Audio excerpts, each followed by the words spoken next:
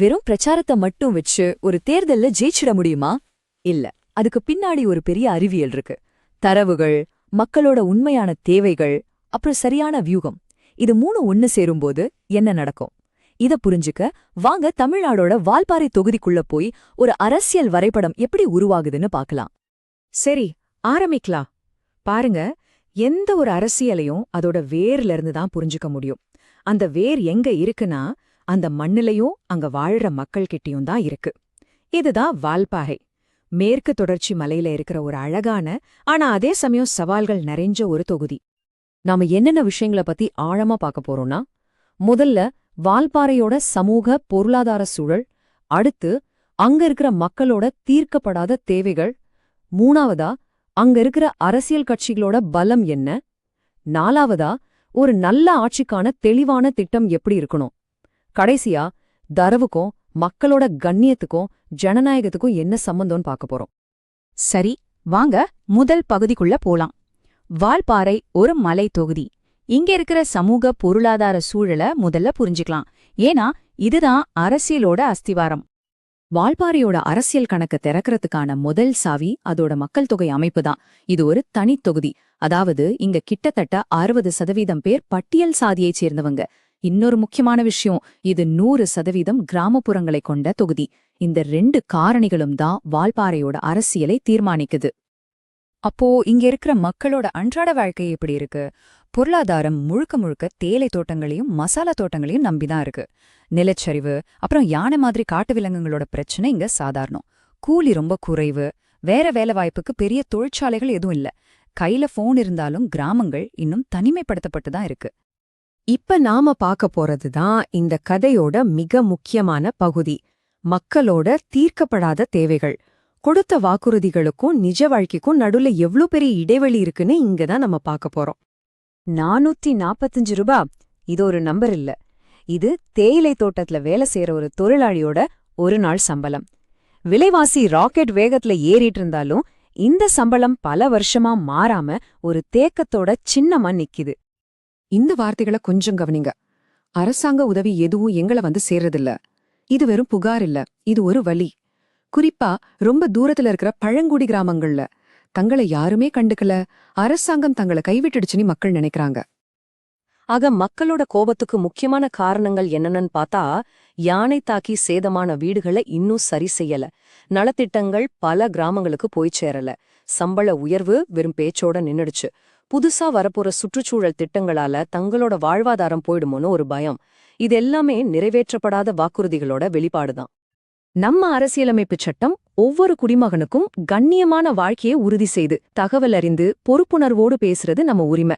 அதே சமயம் தனிநபரோட அந்தரங்கத்தையும் அவங்களோட ஒப்புதலையும் மதிக்கிறது ரொம்ப முக்கியம். சரி, மக்களோட இந்த கோபமெல்லாம் ஓட்டா மாறுமா? எப்படி மாறும்? வாங்க வால்பாறையோட அரசியல் கணக்குகளை அலசி பார்க்கலாம். கடந்த 2 எலெக்ஷன் ரிசல்ட்ட பாருங்க, ஒரு விஷயம் தெளிவா புரியும். அதிமுக தொடர்ந்து ஜெயிச்சாலும் அவங்களோட ஓட்டு சதவீதம் பெருசா மாறல. 2021ல திமுக கூட்டணியில நின்ன சிபிஐக்கும் அதிமுகவுக்கும் இருந்த ஓட்டு வித்தியாசம் ரொம்ப ரொம்ப குறைவு. இது என்ன சொல்லுதுன்னா, போட்டி பயங்கர டைட்டா இருக்கு. ஒரு சின்ன ஓட்டு மாற்றம் கூட ஜெயிக்கிறது யாருன்னு முடிவு பண்ணிடும். இப்ப இருக்கிற எம்எல்ஏவை பத்தி மக்கள் என்ன நினைக்கிறாங்க? அவரோட பெரிய பிளஸ் தேயிலை தோட்டங்களுக்கு ரோடு போட்டு கொடுத்தது. ஆனா மைனஸ் என்னன்னா, அவர் கோயம்புத்தூரை சேர்ந்தவர், ஒரு வெறியாள் மாதிரி பார்க்கப்படுறார். ரோடு தவிர கண்ணுக்கு தெரியற மாதிரி பெரிய வளர்ச்சி பணிகள் எதுவும் நடக்கலங்கிறதும் ஒரு குறை. இங்கதான் ஒரு முக்கியமான ட்விஸ்ட் இருக்கு. பாருங்க, தேர்தலோட முடிவை தீர்மானிக்கிறது யாருன்னா இந்த நடுநிலையா இருக்கிற வாக்காளர்கள் தான். 2021 தேர்தல்ல கிட்டத்தட்ட 8.5% ஓட்டு நாம் தமிழர் கட்சி, மணிமா போன்ற கட்சிகளுக்கு போயிருக்கு. பெரும்பாலும் இளைஞர்களான இவங்க தான் அடுத்த தேர்தல்ல கேம் சேஞ்சர்ஸா இருக்க போறாங்க. ஓகே, இப்போ பிரச்சனைகள் எல்லாம் பார்த்துட்டோம். இதுக்கு தீர்வு என்ன? மக்களோட குறைகளையும் இந்த டேட்டாவையும் வச்சு எப்படி ஒரு தெளிவான செயல் திட்டமா மாத்துறதுன்னு இப்ப பார்க்கலாம். இது சும்மா கொடுக்கிற வாக்குறுதி லிஸ்ட் இல்ல, இது ஒரு வளர்ச்சி வரைபடம்.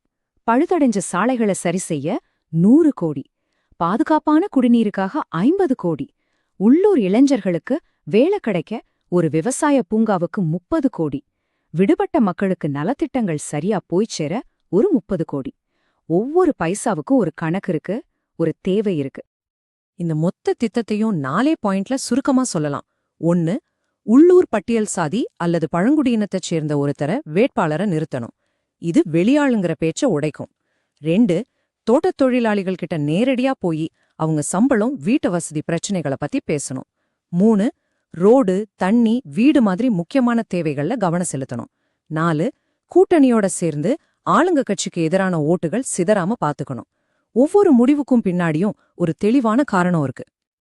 இப்ப நாம வால்பாறைங்கிற ஒரு தொகுதியிலிருந்து ஒரு பெரிய விஷயத்துக்கு வரோம். தரவு, கண்ணியம் மற்றும் ஜனநாயகம். இது மூணுக்கும் உள்ள தொடர்பு தான் வால்பாறை நமக்கு கத்துக் கொடுக்கிற பாடம். தரவுகளை பயன்படுத்துறதுல ஒரு பெரிய பொறுப்பு இருக்கு. ஒவ்வொருத்தரோட தகவலும் அவங்க கண்ணியத்தோட சம்பந்தப்பட்டது. அவங்க ஒப்புதல் இல்லாம அதை பயன்படுத்தக்கூடாது.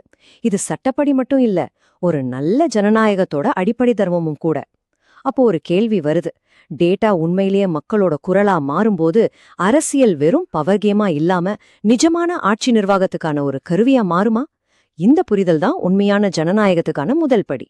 நீங்கள் மக்களுக்கான தலைவராக மாறி உங்கள் தொகுதியை மேம்படுத்த விரும்பினால் blueprintstrategies.aiming@blueprintstrategies.ai என்ற மின்னஞ்சல் முகவரியிலோ அல்லது 08042041602 என்ற எண்ணிலோ தொடர்பு கொள்ளுங்கள். அரசியலுக்கு அப்பாற்பட்ட ஒரு நோக்கம்.